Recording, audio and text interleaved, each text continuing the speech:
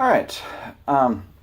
Walking through the song, Come Thou Long Expected Jesus, for the electric guitar. This is the Meredith Andrews arrangement that we will be doing on the weekend before Christmas. So at our production, this is our opening song. So I want to talk through some of the pieces of it.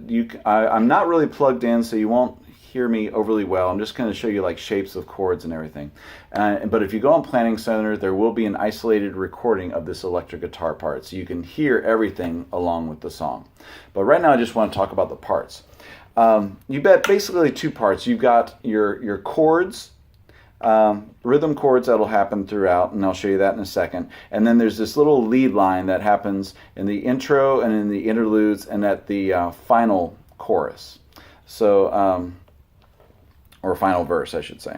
So anyhow, but it starts off at the beginning. You'll have your use your neck pickup, and maybe not a lot of gain, maybe around like 75 or something. I've been dialing back my volume as I've been playing this one. So, but the riff goes like this.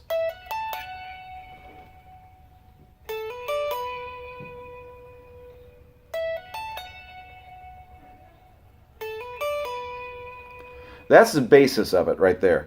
So what it is, I'm barring on the B and E strings on the 17th fret, and I play the 17th fret on the B. I hammer on the 19th fret of the B, followed by the picking the 17th fret of the E, and then picking the 19th fret. So it's very important you hammer that on for that little for the right phrasing, because you don't want that. You want, and then you just do the same thing down here at the 10th fret, barring on the 10th fret on the B and E strings. That's the basic of it right there. Now there's little changes to it. For instance, once you finish the first chorus and you go back into that, you hit a G right there, which is, I'm doing it on the 20th fret on the B string. So it's 1, 2, and then right there I hit an A on the 10th fret. So it's 1, 2, 1, 2, and then that repeats. Now the final time, right before the bridge, and then also at the final verse, you're going to go. What that is right there, it starts off as normal, and then I'm going, and then hammer on to the 19th fret, and then play the 20th fret, and then do a pull off from the 19th to the 17th, and then followed by playing the 19th on the G string. So it's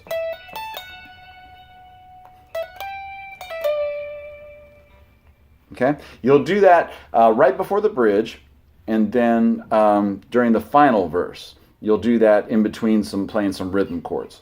Okay, which brings us to our rhythm chords. Now, if you look on the chart, you'll see that the chords are pretty basic. The way that we're going to play them, though, is going to give it a little bit more chunk to it, as opposed to like the open D chords and everything. This will give a little more wallop to it. So what we want to do is you're going to use the E, A, D, and G strings to play these chords. And here is your here's your D chord. They're kind of based on bar chords, sort of. What you want to do for your D chord is you want to play your 10th fret on the E string. You want to play your 12th fret on the A string. You'll have an open D string, and then you'll play the 11th fret on the G string. So it's kind of like a bar chord, except without the pinky, and you're not really barring anything. And you have to make sure you stop playing at the G string. So your highest note is that. So that's your major chord shape, if you will. That'll apply to the D, to the A, which you'll play at the 5th fret, and to the G, which you'll play at the 3rd fret. Okay? Now your minor chords, for instance your E minor, are a little bit trickier.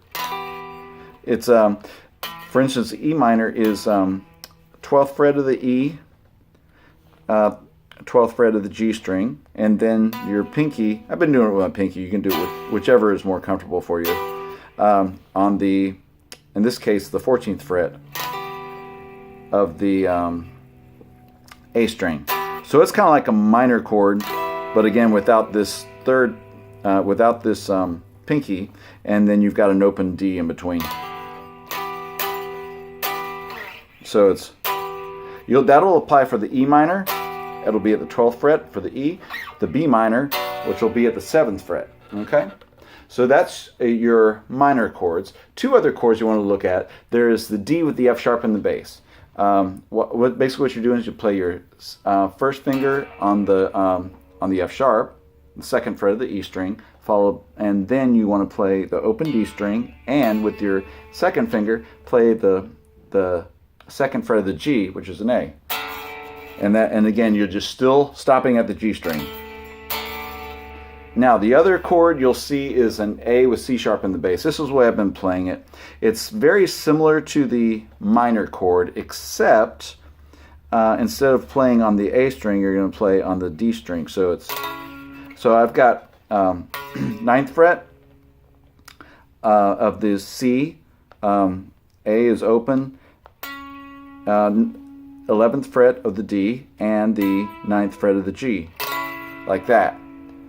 So rhythm is very simple, but again, just watch those chords. I would encourage you to learn it that way, as opposed to doing just the regular, D, G, and everything that we do a lot of, just because it does add just an extra punch to the song.